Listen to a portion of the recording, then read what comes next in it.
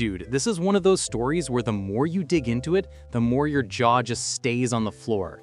Like, I genuinely had to stop multiple times researching this and just sit there, because we're not talking about a regular celebrity meltdown. We're not talking about someone who got caught doing something stupid and had to apologize on Instagram. I'm sorry! I'm sorry! We're talking about a man who stood in front of every camera he could find and basically broadcasted his own destruction to the entire world, live, in real time, while carrying a secret so massive that it reframes every single thing you thought you understood about him. And here's what gets me. The world laughed. The world watched. The memes spread. The catchphrases went viral. And almost nobody stopped to ask the one question that actually mattered. What was he running from? Because I've gone deep on this story, and I'm telling you right now, the answer is not what you think it is. And by the end of this video, you're gonna see Charlie Sheen in a way that most people never have. Carlos Irwin Estevez was born September 3rd, 1965 in New York City. His dad was Martin Sheen, serious actor, deeply religious, a man who had his own very public breakdown on the set of Apocalypse Now in 1977 and somehow came out the other side with actual wisdom.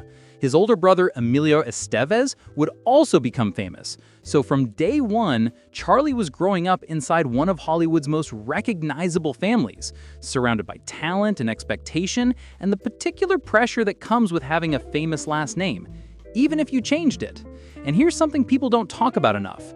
Growing up as the son of Martin Sheen wasn't just glamorous, it was a standard, a bar that was set before Charlie was old enough to understand what bars were. His father was a man of deep moral conviction, of artistic integrity, of a particular kind of seriousness about the craft. And Charlie, restless, electric, always searching for the next edge, spent his entire career chasing that standard in public while running from something else entirely in private. The family moved to Malibu. Charlie was magnetic, funny, the kind of kid who could walk into any room and immediately find the center of it without even trying. But even back then, people who knew him described someone for whom normal life just wasn't enough. The throttle was always open wider than it needed to be. And he found early, way too early, that substances could fill whatever gap normal experience left behind. His friends from those Malibu years talk about a teenager who seemed to need intensity the way most people need oxygen. Calm wasn't comfortable for him. Stillness felt like a threat. And that trait, that relentless need for more, is the thread that runs through literally every chapter of this story. He got expelled from high school 2 weeks before graduation. What the fuck? Poor attendance, bad grades, that's the official version. The real version, if you talk to people who were around him, was a teenager whose relationship with drugs and alcohol had already moved from curiosity into something with real structural weight. Are there any drugs in this house? If there Shut that down for a second. If there are, you better find them and give them to me immediately. No, they're not. No drugs in the house right now? Not that I know about. If I know about them, I'll find them and throw them away. It's not a big deal. Ooh, drugs in the house. We're all gonna die.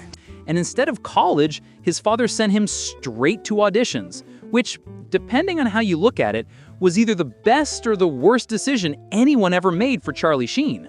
Then came Platoon, 1986, Oliver Stone. Charlie was 20 years old, and he delivered something that had nothing to do with his dad's connections. Raw, genuinely inhabited, the performance of a young soldier losing his moral compass in Vietnam. That film won Best Picture, and just like that, Charlie Sheen was a movie star. He followed it with Wall Street, playing opposite his own father, Gordon Gekko and Bud Fox, one of the most watched father-son dynamics ever put on screen, except it was real. And I think that film meant more to Charlie than he ever publicly admitted. Because in Wall Street, his character starts out idealistic and gets slowly corrupted by the world around him. Greed is good. Take what you can. Rules are for people who aren't smart enough to break them. Greed is good. Greed works. And if you squint at Charlie Sheen's real life through that lens, it gets uncomfortable pretty quickly. Look, I need you to understand how real that talent was, because this story is going to get very dark very fast, and I don't want you to lose sight of what was actually being wasted here. This was not a famous kid coasting. This was a genuinely gifted performer who, in a different life, probably has 3 Oscars and a completely different Wikipedia page. But the 1980s for Charlie Sheen were basically a masterclass in what happens when enormous talent and enormous appetites share the same body with 0 guardrails. He worked constantly. He also consumed constantly. Cocaine, alcohol, the whole ecosystem of access that surrounds young famous men with too much money and not enough people willing to tell them the truth. Are you on anything right now? Well, of course I'm on a drug. It's called Charlie Sheen, Ramon Sheen, Billy O'Sheen, Mama Dad Me, Billy Renee Me. And Hollywood at that time? Nobody was asking hard questions as long as you showed up and the dailies looked good.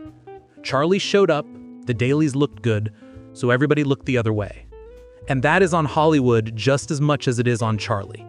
Because the system that enabled him, the agents who kept booking him, the studios that kept casting him, the executives who kept writing checks, they all knew. They all chose profit over the person. Every single time. Through the late 80s and into the 90s, Young Guns, Major League, Hot Shots, The Rookie, the work kept coming, and the talent kept showing up on screen.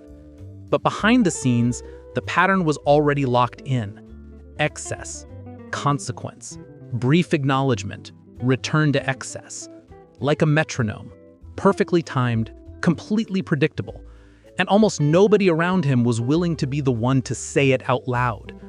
He was arrested in 1990, assault charges involving a girlfriend, paid a fine, went back to work, checked into rehab that same year, checked back out, kept going. His name came up during the Heidi Fleiss trial in 1995. I'm definitely a target. It's a boys' club. It's the boys protecting the boys. He voluntarily admitted spending around $50,000 on her agency's services. That kind of disclosure would have destroyed careers in an earlier era. In 1995, it was a headline for 2 weeks, and then everyone moved on. And that pattern, the scandal, the brief outrage, the collective shrug, the return to business as usual, that pattern is important. Because every time Charlie Sheen skated through a consequence that would have destroyed anyone else, I think it reinforced something dangerous in him. The belief that the rules genuinely did not apply, that he was somehow protected, that the story would always find a way to continue. It wouldn't, but that realization was still a long way off. And then, in 1998, something happened that changed everything. Something the public wouldn't know about for 17 more years. Charlie Sheen tested positive for HIV. Dude, let that sit for a second. But when was the last time you have been tested for HIV? I thought it was meningitis. I thought it was brain cancer. I thought it was stomach, liver, something where they were going to walk in and say, get your affairs in order, you know? And when they didn't say that, when they said it, the HIV diagnosis, I was kind of relieved. He was 33 years old, and he got that news alone. And he made the decision, a decision I think a lot of us would need to sit with before judging, to keep it private, to tell almost nobody, to carry it. And I'm not here to tell you that was a right call. I'm not here to tell you it was a wrong one either. I'm here to tell you that what that decision cost him over the next 17 years is a number that no accountant and no therapist has ever fully been able to calculate. Now, here's where I need to give you some context, because this matters. Getting an HIV diagnosis in 1998 is not the same as getting one today. The medication existed, yes. Treatment had improved dramatically from the worst years of the epidemic. But the stigma, the cultural fear. In 1998, that was still shaped by the images of the 1980s. The suffering, the loss, the moral judgment that society attached to the diagnosis. For a man whose entire public brand was bulletproof masculine excess, this wasn't just a medical event, this was an existential earthquake. The persona he had spent his entire adult life constructing, the untouchable, consequence-immune, larger-than-life Charlie Sheen, was built on a foundation that a 4-letter diagnosis could crack in an instant. And he chose to bury it, to keep performing, to keep being Charlie Sheen for a world that had no idea what Charlie Sheen was actually going through. He kept working. He kept living largely as before. He married Denise Richards in 2002. Richards has confirmed she knew his status before the marriage. They had 2 daughters. That marriage collapsed publicly and painfully in 2006, with Richards' divorce filing containing allegations so detailed and disturbing they read more like a medical report than a legal document. He married Brooke Mueller in 2008, twin boys. That marriage ended after a Christmas Day incident in Aspen in 2009. Sheen allegedly held a knife to Mueller's throat. He was arrested, charged, pleaded guilty to misdemeanor assault, received probation. Through all of it, the marriages, the scandals, the arrests, the secret stayed buried. And he was paying to keep it that way. By some accounts, close to $10 million in payments to people who knew or claimed to know about his diagnosis. $10 million just to maintain a silence that was eating him alive. Think about that weight. 17 years of carrying something that fundamental. 17 years of every relationship, every interview, every public appearance filtered through the knowledge that one disclosure could detonate everything. Every time a reporter got too close. Every time a former partner talked to a tabloid. Every time the phone rang from a number he didn't recognize. That low hum of terror running underneath everything, the work, the marriages, the public face, the private chaos. That's not just stress. That's a slow, psychological erosion that I think most of us genuinely cannot imagine. And I think it explains, not excuses, but explains so much of what came next. And then came TwoAndAHalfMen. The show launched in 2003 and made Charlie Sheen a different kind of famous.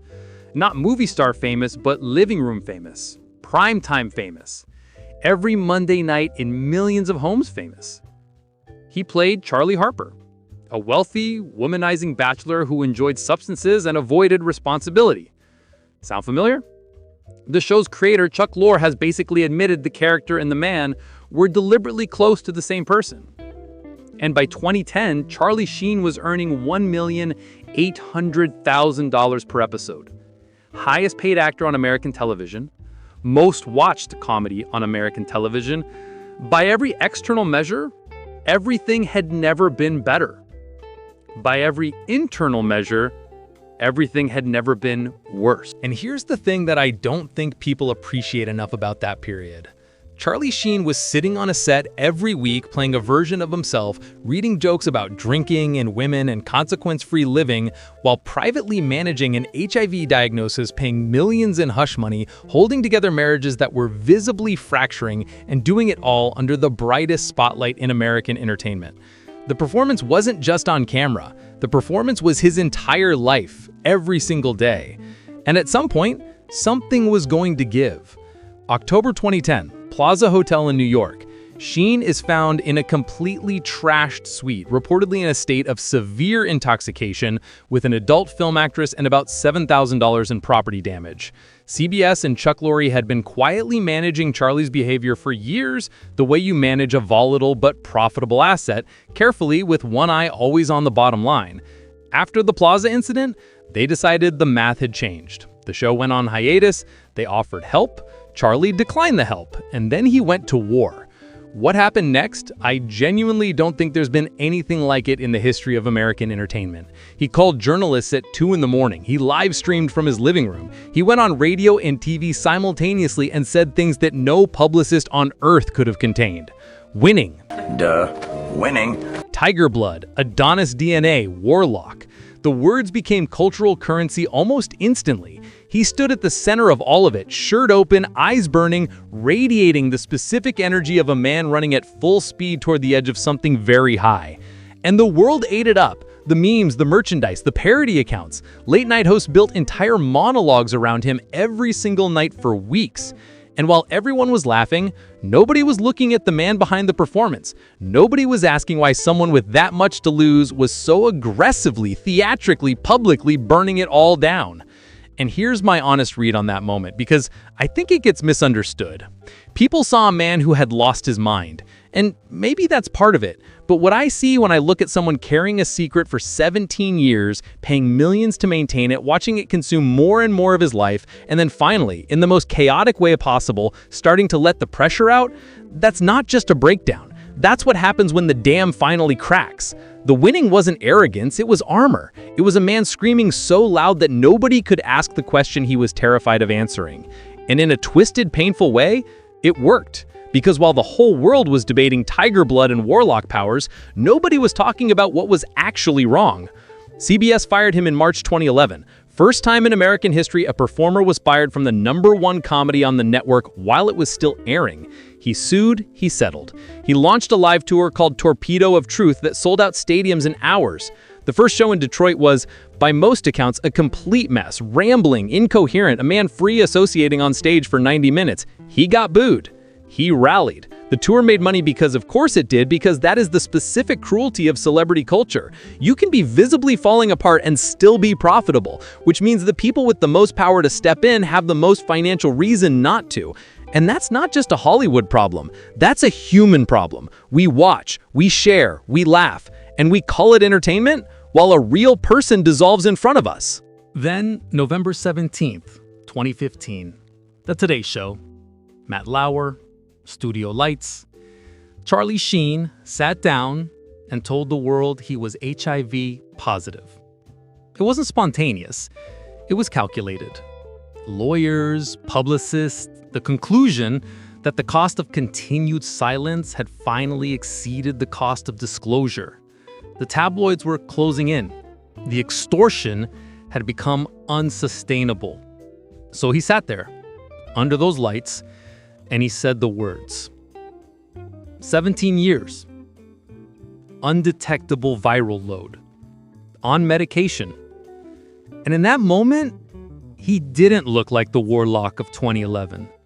He looked like a man who was genuinely scared of the response, of the judgment, maybe most of all, of himself. The reaction was complicated. Sympathy from some, anger from others, specifically from former partners who claimed they hadn't been properly informed.